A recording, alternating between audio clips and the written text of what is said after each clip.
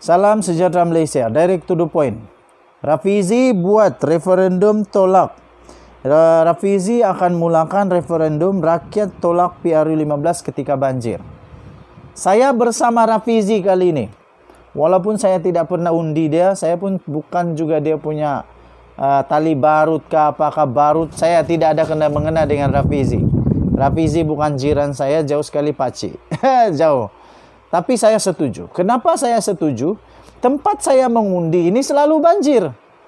Tuan-tuan dan puan-puan yang dihormati sekalian. Tempat saya mengundi sama ada DUN kah, parlimen kah, tetap tempatnya banjir. Jadi kalau PRU 15 diadakan pada waktu banjir, macam mana kami mau pergi mengundi?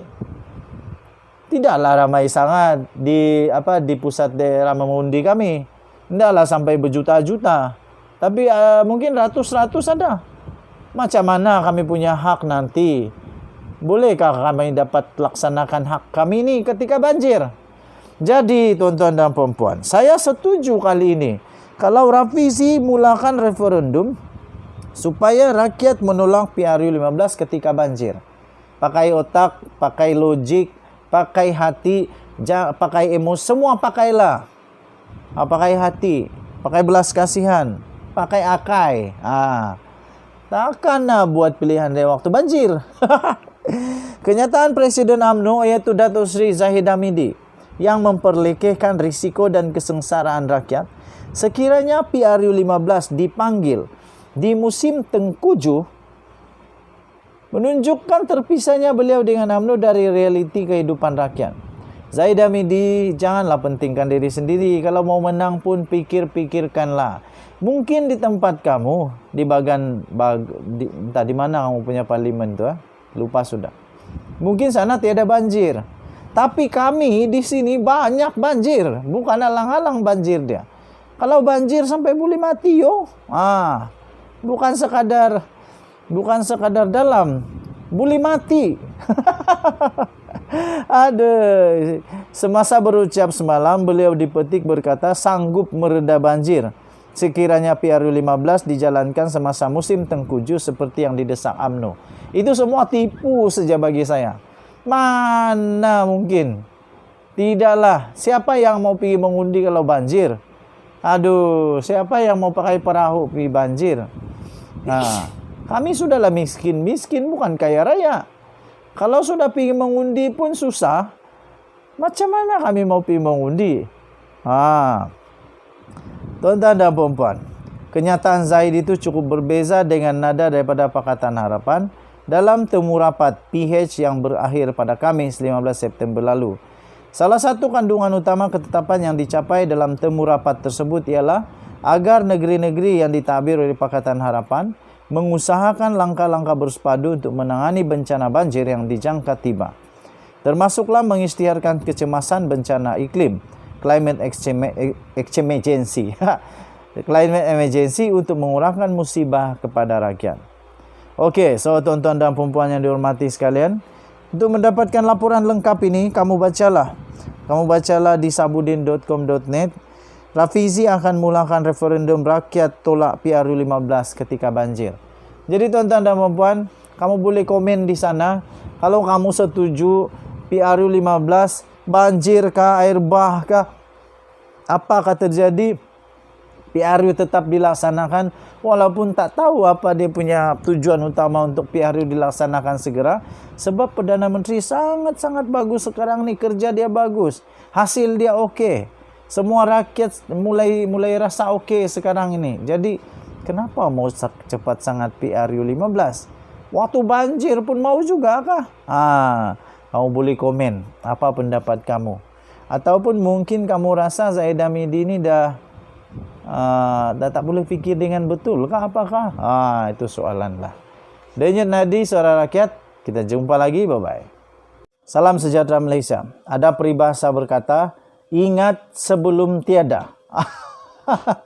Ingat, berjaga, berjimat, dan menjadi bijaksana. Jangan sampai sudah terlambat baru menyesal. Jadi ini ingatan mesra untuk Zahid Hamidi. Ini ingatan mesra untuk Zahid Hamidi. Kerana kemungkinan besar Zahid Hamidi ada lupa perkara penting ni. Aduh, jadi ini ingatan mesra untuk Zahid Hamidi. Ingatan untuk Zahid. Jika banjir besar, mahkamah pun mungkin tutup. Apa benda ni? Saya baca mula-mula tak faham apa benda ni. Okey. Nampaknya Presiden UMNO iaitu Ahmad Zahid Hamidi begitu tidak sabar dan sangat terdesak mahu PRU15 diadakan pada tahun ini juga. Di sebalik Perdana Menteri Ismail Sabri Yaakob sekadar mengatakan PRU15 bakal diadakan tidak lama lagi, beliau sebaliknya terus mendesak agar tariknya segera dipercepatkan. Walhal, maksud tidak lama lagi seperti yang disebutkan Perdana Menteri itu tidak semestinya bererti parlimen akan dibubarkan minggu depan atau bulan depan. Tidak lama lagi boleh juga bermaksud 2 bulan lagi, 3 bulan lagi atau mungkin 6 bulan lagi. Apa hal Zahid Hamidi nak cepat-cepat sangat parlimen dibubarkan? Tidakkah pemilihan UMNO yang sudah ditetapkan hanya akan diadakan selepas 6 bulan PRU15 dilangsungkan? Sehingga seperti seorang yang lupa kepada tanggungjawab sesama manusia. Beliau bertegas, Waima jika PRU15 diadakan di musim banjir sekalipun, jentera BN tetap bersedia mengharunginya. Apa nih Zahid Hamidi? Inikah watak dan perangai pemimpin yang faham erti tanggungjawab? Ketika banjir, lebih-lebih lagi jika keadaannya teruk dan disertai hujan lebat yang berpanjangan, apakah ketika itu juga jentera BN mahu sibuk berkempen dan mencari undi? Kegilaan apakah ini? Tak fikir nyawa manusia ke?